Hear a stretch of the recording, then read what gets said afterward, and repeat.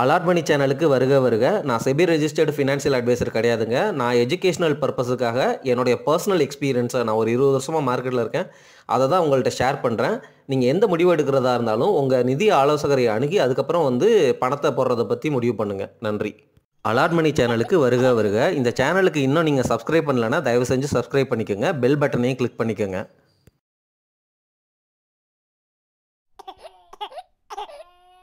இந்த வீடியோ பதிவில் Wipro company announce பண்ண போனஸ் ஷேர் என்னைக்கு கிரெடிட் ஆகும், என்னைக்கு எக்ஸ் டேட்னா என்ன அப்படிங்கிற டீட்டெயில்ஸை நான் உங்களுக்கு சொல்ல போகிறேன்.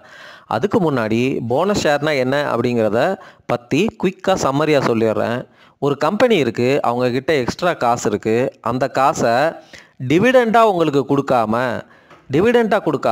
அடிஷ்னல் ஷேராக உங்களுக்கு கொடுப்பாங்க. சரிங்களா? அதுதான் போனஸ் ஷேர். போனஸ் ஷேருக்கும் ஸ்ப்ளிட்டுக்கும் நிறைய டிஃப்ரென்ஸ் இருக்குது. இப்போ போனஸ் ஷேரை பற்றி பேசுகிறதுனால போனஸ் ஷேரை பற்றி மட்டும் பார்ப்போம். அடிஷ்னலாக இருக்கிற, அதாவது அவங்களுடைய பேலன்ஸ் ஷீட்டில் அல்லது அவங்க அக்கௌண்ட்டில் வச்சுருக்கிற எக்ஸ்ட்ரா பணம் இருக்குல்ல, அது எல்லாத்தையும் ஷேராக மாற்றி யாரெல்லாம் எவ்வளோ ஷேர் வச்சுருக்குறாங்களோ அந்த ஷேருக்கு ஏற்ற மாதிரி இந்த புது ஷேரில் இருந்து போனஸ் ஷேராக உங்களுக்கு கொடுப்பாங்க. இப்போது விப்ரோ 1:1 அனௌன்ஸ் பண்ணியிருக்கிறாங்க. ஒரு ஷேர் வச்சுருந்தீங்கன்னா இன்னொரு ஷேர் உங்களுக்கு ஃப்ரீயாக கிடைக்கும். அந்த இன்னொரு ஷேருங்கிறது அவங்க வச்சுருக்கிற ரிசர்வ், அந்த காசில் இருந்து எடுத்து கன்வெர்ட் பண்ணி ஷேராக கொடுக்குறாங்க. இதனால் என்ன தெரியுமா ஆகும்? நம்ம கரண்ட் ஸ்டாக்கோடைய ப்ரைஸ் குறைஞ்சிரும். சரிங்களா? ஏன் குறையுது அப்படின்னா, இப்போ இருக்கிற ஷேருக்கு ட்ரேட் ஆகிற விலைங்கிறது இந்த கம்பெனி இவ்வளோ காசு ரிசர்வில் வச்சுருக்கிறாங்க அப்படிங்கிறதையும் கணக்கில் எடுத்து தான் ட்ரேட் ஆகும். ஸோ அதனால் உங்களுக்கு போனஸ் ஷேர் வந்ததுக்கப்புறம் அதோடைய விலை அதுக்கேற்ற மாதிரி அட்ஜஸ்ட் ஆயிருங்கிறத புரிஞ்சுக்கோங்க. அது மட்டும் இல்லாமல் நமக்கு இதில் என்ன பெனிஃபிட் நம்ம எடுத்துக்கலாம் அப்படின்னா, இப்போது விப்ரோ ஷேர் ஒரு 10 நீங்கள் வாங்கியிருப்பீங்க, 100 ரூபாய்க்கு வாங்கியிருக்கீங்கன்னு வச்சுக்கோங்க. அதோடைய போனஸ் ஷேர் ரேஷியோ 1:1. அப்போது 10 ஷேருங்கிறது உங்களுக்கு 20 ஷேராக ஆயிரும். ஆனால் விலை 50 ரூபா அப்படின்னு ஆயிரும். அதாவது என்னென்னா, மொத்தமாக 20 ஷேர் இருக்கும், ஒரு ஷேரோட விலை 50 ரூபா அப்படின்னு இருக்கும். சரிங்களா? இப்போது நீங்கள் 10 ஷேரை விற்றா நீங்கள் 100 ரூபாய்க்கு வாங்கி 50 ரூபாய்க்கு விற்கிறீங்க. அதனால் 50 ரூபா லாஸு அப்படிங்கிற மாதிரி அந்த ஃபினான்ஷியல் இயரில் நீங்கள் டாக்ஸேஷன் கணக்கு காட்டிக்கலாம். ஆனால் மிச்சம் இருக்கிற 10 ஷேர் இல்லை, அந்த 10 ஷேருக்கு நீங்கள் 0 ரூபீஸ் வாங்கினதாக தான் கணக்கு. சரிங்களா? அதனால் நீங்கள் விற்கும் பொழுது 50 ரூபா ப்ராஃபிட் வந்த மாதிரி கணக்காகுங்க. அதுதான் டிஃப்ரென்ஸு. இது இல்லாமல் அட்வான்ஸ் கான்செப்ட்ஸ் இருக்குது. ஏன் போனஸ் கொடுக்குறாங்க அப்படிங்கிற மாதிரிலாம். இப்போ லிக்விடிட்டி இன்க்ரீஸ் ஆகிறதுனால, அதாவது ஸ்டாக்கோடைய விலை குறையிறதுனால இன்னும் நிறையா பேர் அதில் பார்ட்டிசிபேட் பண்ணுவாங்கள்ல.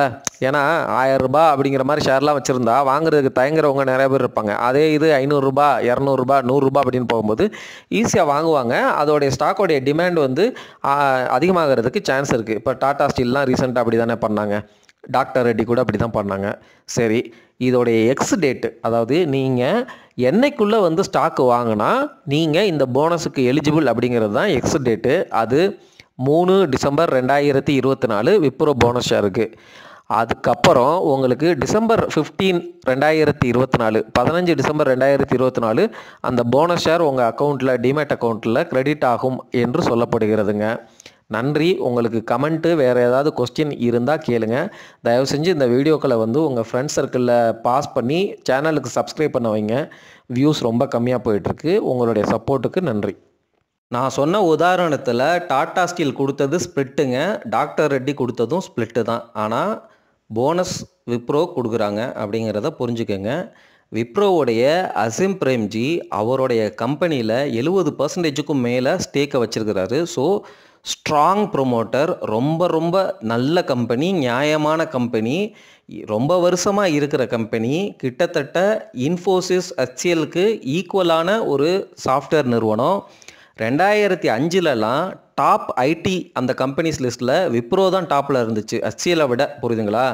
ஆனால் இப்போ விப்ரோவுக்கு கொஞ்சம் பெர்ஃபார்மன்ஸ் கொஞ்சம் கொஞ்சமாக குறைஞ்சிருச்சு. ஆனால் என்னை பொறுத்த வரைக்கும் இவங்க கண்டிப்பாக ரிவைவ் ஆவாங்க அப்படிங்கிற மாதிரி ஸ்ட்ராங்கான ஹோப் எனக்கு இருக்குது. அதனால தான் இந்த ஸ்டாக்கையும் நான் வாங்கி வச்சுருக்கிறேங்க. எனக்கு தெரிஞ்சு விப்ரோ மாதிரி கம்பெனி, அசிம் பிரேம் மாதிரி ஒரு நல்ல ப்ரொமோட்டர்கிட்ட நான் காசு கொடுத்து எவ்வளோ ரிட்டர்ன் எப்படியாவது லாங் ரனில் 8-9% ரிட்டர்ன் கொடுத்தா கூட ஓகே தான். ஏன்னா அவங்க டீசெண்டாக போனஸ் கொடுப்பாங்க, டிவிடெண்ட் கொடுத்துக்கிட்டே இருப்பாங்க ரெகுலராக. எல்லா கம்பெனிஸுமே போய் பாருங்கள், ஐடி கம்பெனிஸ் ஹெச்சிஎல்லாக இருக்கட்டும், இன்ஃபோசிஸாக இருக்கட்டும், இந்த மாதிரி வந்து டிசிஎஸ்ஸாக இருக்கட்டும், ரெகுலராக டிவிடெண்ட்டு ப்ளஸ் போனஸ் ஸ்டேக் ஹோல்டர்ஸை வந்து நல்லா ரிவார்ட் பண்ணிகிட்டே இருக்கிற கம்பெனிஸ். ஸோ ஐடி கம்பெனிஸ் எல்லாம் நல்ல வேல்யூவேஷன்ஸில் நமக்கு கிடச்சிச்சின்னா இன்வெஸ்ட் பண்ணிக்கிறது நல்லது. ஏன்னா வந்து அது டாலர் டிபெண்டன்ட் கம்பெனிஸு, நல்ல ப்ராஃபிட் கொடுக்க நமக்கு வாய்ப்பு அதிகம். ஆனால் நல்ல வேல்யூவேஷனில் பார்த்து வாங்கணும்.